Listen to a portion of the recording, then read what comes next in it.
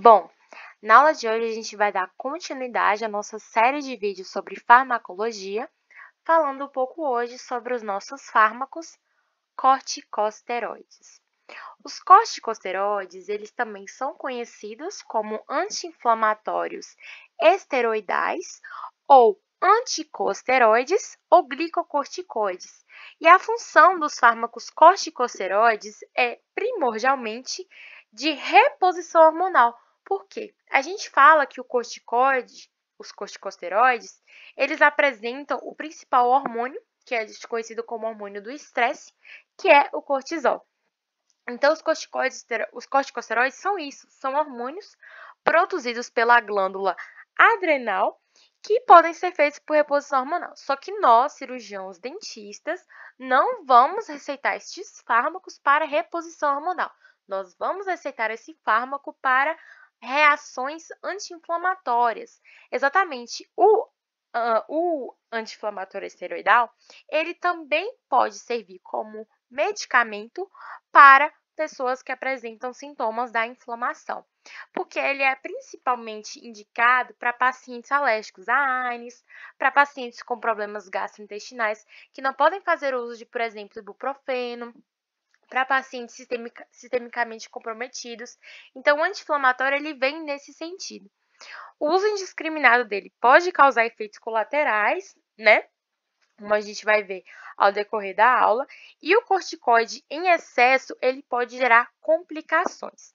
Então, os corticosteroides, apresentam três principais classes, que são os glicocorticoides, que a gente vai falar nos próximos slides, que estão relacionados ao hormônio do estresse, que é o cortisol, os hormônios sexuais, que são dois, a testosterona e a progesterona, só que não é o nosso foco na aula de hoje, é a parte de hormônio sexual, e os mineralocorticoides, que são ligados aos minerais presentes a alguns hormônios, como por exemplo a aldosterona, mas também não é o nosso objetivo de hoje.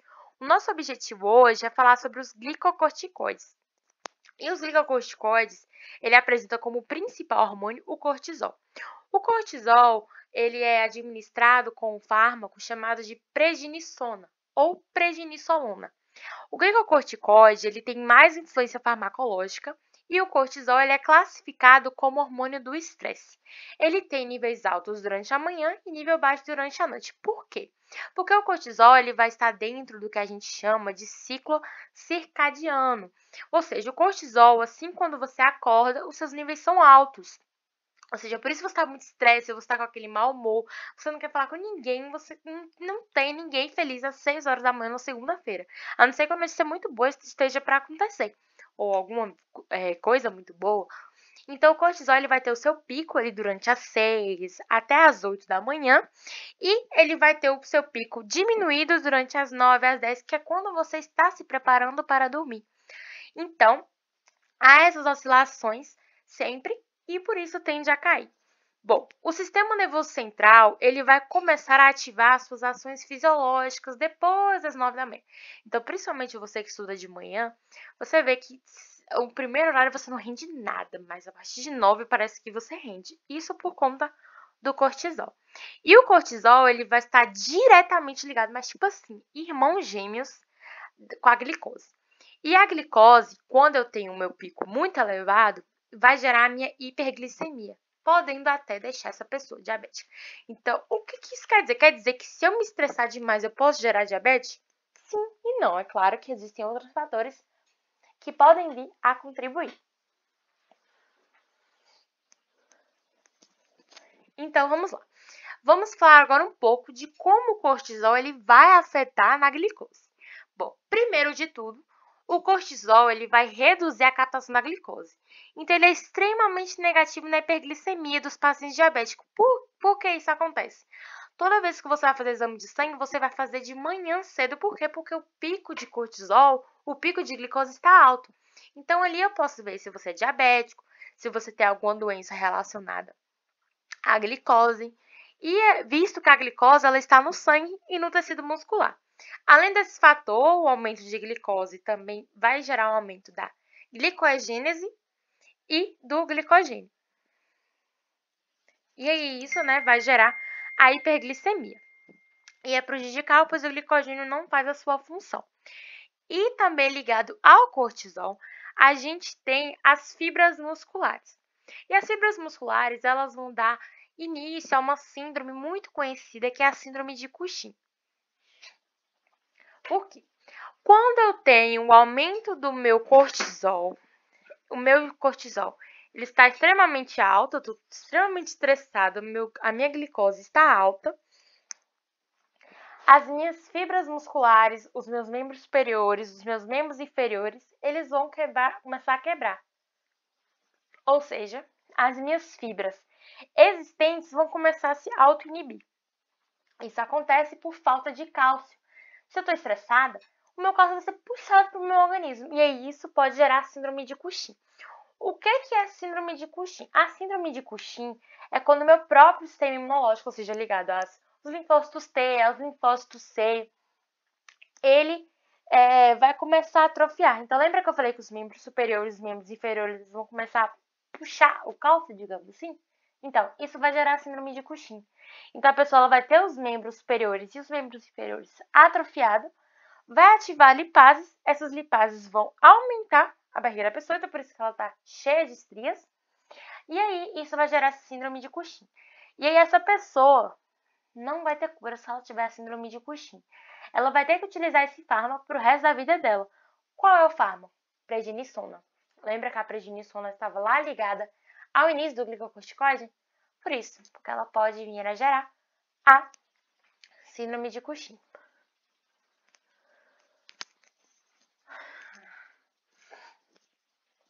Bom, então, saindo na nossa parte de reposição hormonal, vamos falar agora do efeito anti-inflamatório dela.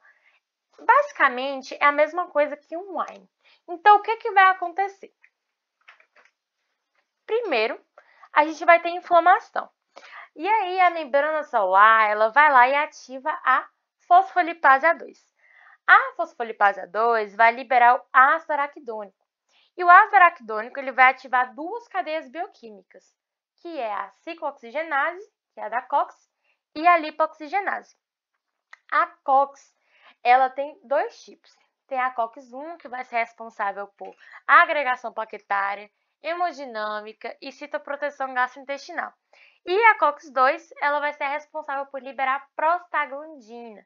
E o que é a prostaglandina? A prostaglandina ela vai ser responsável por levar a dor. Então, a prostaglandina vai permitir que os íons cálcio, lembra que os íons cálcio também são afetados por conta do cortisol? Que o íons cálcio vai entrar na célula, aumenta o índice de liberação dos impulsos até chegar no sistema nervoso central. Tá, tudo bem, eu já conheço esse processo. O que o anti-inflamatório esteroidal vai fazer? O anti-inflamatório esteroidal vai chegar aqui, ó, vai bloquear a fosfolipase A2. Então, se eu bloqueio a fosfolipase A2, eu não libero ácido araquidônico, o ácido araquidônico não ativa cadeias bioquímicas como ciclooxigenase, lipoxigenase, e aí eu não gero a dor. Só que o que acontece? O anti-inflamatório esteroidal ele é muito forte, porque ele, além de bloquear a ciclooxigenase, que é responsável pela COX-1, né, de agregação plaquetária, e a COX-2 de inflamação, ele também vai bloquear a lipoxigenase. E a lipoxigenase, que é muito forte, né? Ela geralmente, acontece ela por conta dos analgésicos, né? Os analgésicos, principalmente, que vão bloquear a histamina, a bradinicina, a lisocina. Então, o anti-inflamatório esteroidal, ele vai bloquear o ápice do problema. Então, toda vez nós, dentistas, quando formos receitar um anti-inflamatório, a gente sempre vai receitar ele com um analgésico associado por conta, né, dessa lipoxigenase. Mas o anti-inflamatório esteroidal também vai bloquear uma parte dessa lipoxigenase, porque ele vai bloquear a fosfolipase A2.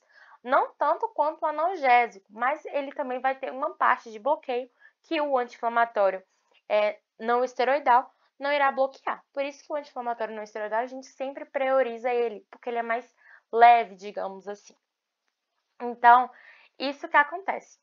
Os corticoides, eles vão bloquear, né, a fosfolipase A2. E os AINES, como eu estava dizendo semana passada, vai bloquear a prostaglandina. Bom, e aqui a gente tem os nossos fármacos. A gente tem os profármacos e os fármacos que são mais utilizados na odontologia. Os profármacos que a gente tem é a prednisona e a prednisolona.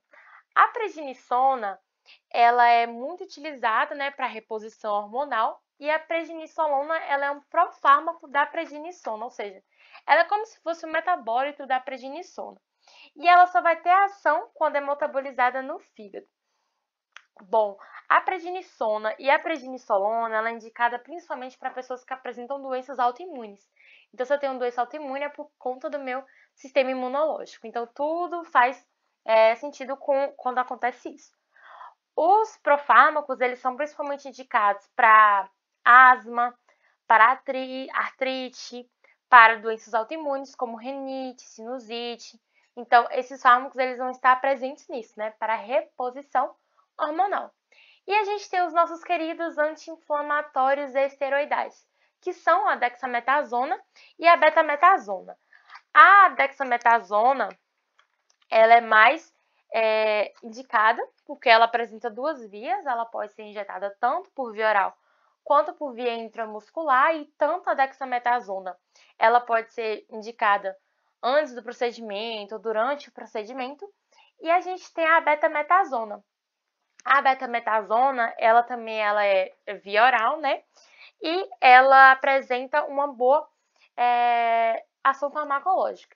Então, esses fármacos, eles são indicados, na maioria das vezes, quando o paciente ele é alérgico a um anti-inflamatório não esteroidal, que a gente sempre deve priorizar, como, por exemplo, o ibuprofeno, que é um excelente anti-inflamatório não esteroidal, ou até mesmo a nimesulida.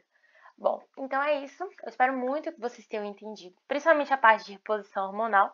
Para a gente dar odontologia não é muito fácil explicar isso, mas eu espero muito que vocês tenham aprendido.